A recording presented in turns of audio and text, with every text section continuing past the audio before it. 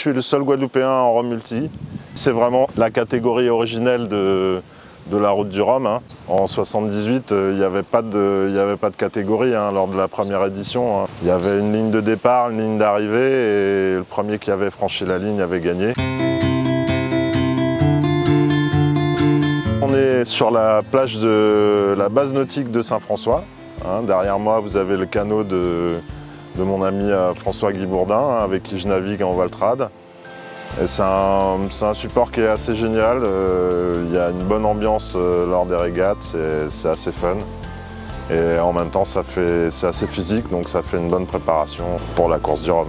Cette année, je change de bateau. En fait, je me suis lancé cette année sur un projet beaucoup plus personnel, on va dire.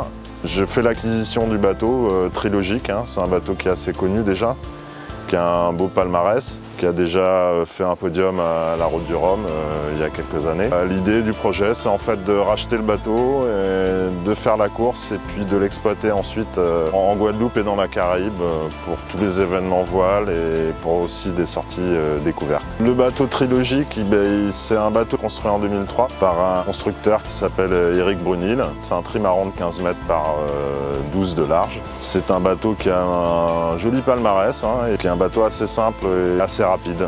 Il est fabriqué en sandwich polyester avec des renforts carbone. Le mât carbone, le bateau est basé dans le sud-ouest de la France. Donc repartir pour remettre le bateau à l'eau, il était en chantier, donc je vais le remettre à l'eau, essayer de remettre tout ça en route et d'avoir un bateau fiable et bien réglé au départ du Rhum. Cette idée de faire la route du Rhum, ça m'est venu avec une rencontre qui a été très importante pour moi. C'est la rencontre de mon ami Anne Cazeneuve, malheureusement qui nous a laissés depuis. On était en cours ensemble lors de ma formation pour passer mon diplôme de skipper professionnel. Et avec elle, on a commencé à naviguer sur des bateaux de course, sur des bateaux rapides. Et ça m'a plu et j'ai participé à la construction de son bateau.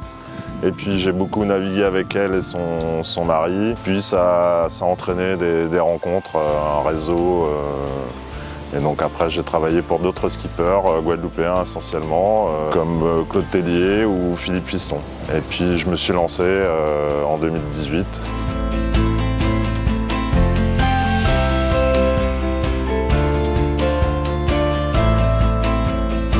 La précédente édition, c'était assez mal passé pour moi, dû aux conditions assez dantesques qu'on a eues. C'est de l'avis de tous les collègues, c'était vraiment la plus dure qu'ils aient connue. On a eu vraiment des conditions très très difficiles.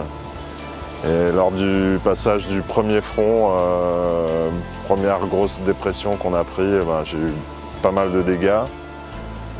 Du coup, je me suis arrêté à Lorient, je suis reparti et après, de nouveau, j'avais des soucis au niveau de ma barre et donc j'ai été obligé de faire demi-tour une deuxième fois. Et bon, c'est comme ça, c'est le jeu, c'est la course.